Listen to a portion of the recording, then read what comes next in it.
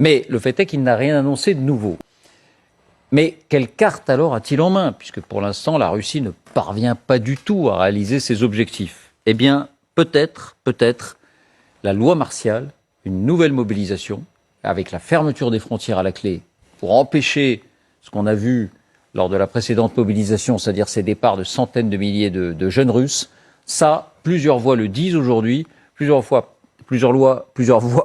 parlent de cette nouvelle mobilisation et d'une nouvelle tentative d'offensive. Qui le dit précisément? Voici les indispensables avec Lucille de Villers, bien sûr. Bonsoir Lucille et bonne année à vous. Bonsoir, bonne année David et bonne année à tous. Alors, qu'a dit exactement Oleksiy Reznikov, puisque c'est un de ceux qui annoncent cela, et c'est un des tout hauts dirigeants du renseignement ukrainien. Oui, le ministre de la Défense ukrainien Oleksiy Reznikov est apparu ce week-end dans une longue vidéo publiée sur les réseaux sociaux. 9 minutes pendant lesquelles Reznikov s'adresse non pas à son peuple, comme on pourrait l'imaginer, mais directement aux citoyens russes. Et voilà ce qu'il affirme. Les Russes vont être à nouveau mobilisés et à cet effet, la frontière sera fermée dans quelques jours. On l'écoute. Меня зовут Алексей Резников. Я министр обороны Украины.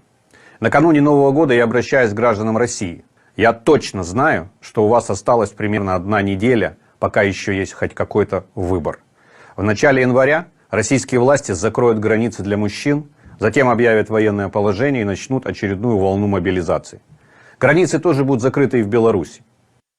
Et il va même jusqu'à dire que personne ne sera épargné, pas même ces hommes de Moscou ou de Saint-Pétersbourg qui jusque-là l'étaient relativement. Но за боем курантов вы можете не услышать стук в дверь. Это постучит военком.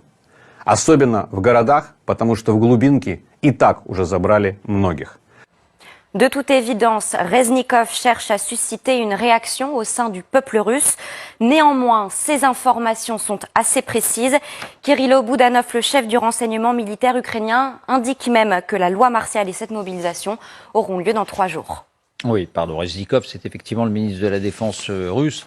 Vous avez raison, Lucille. Ukrainien, pardon. Décidément, on comprend bien les fins politiques de ce discours. Il s'adresse aux Russes, cherche à susciter une réaction, comme vous l'avez très bien dit. Cela dit, il y a quand même la précision de ces informations, donc vous allez nous dire ce que vous en pensez. Et puis il y a aussi, au même moment, des sources occidentales qui indiquent que l'armée russe se prépare à une relance de son offensive.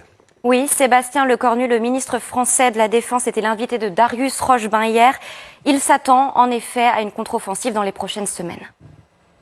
Avec cet horizon de février-mars que j'indiquais tout à l'heure, contre-attaque plutôt terrestre, plutôt s'appuyant sur la mobilisation. Rappelez-vous que Vladimir Poutine et l'administration Poutine a mobilisé énormément de réservistes et de conscrits. De fait, on se souvient du ministre russe de la Défense Sergueï Shoïgu, pour qui il est nécessaire d'augmenter l'effectif des forces armées à 1,5 million de militaires, soit 350 000 de plus qu'aujourd'hui. Rappelons que tout est fait pour favoriser les recrutements dans l'armée. On a vu Vladimir Poutine trinquer ostensiblement avec ses troupes pour la nouvelle année. Et quelques heures avant, le Kremlin faisait une grande annonce aux soldats et fonctionnaires déployés en Ukraine. Ils n'auront plus l'obligation de fournir des informations sur leurs revenus, leurs dépenses, leurs biens, a déclaré le porte-parole Dmitri Peskov. Autrement dit, ils pourront se passer de leur déclaration de revenus. Merci Lucille. Alors évidemment,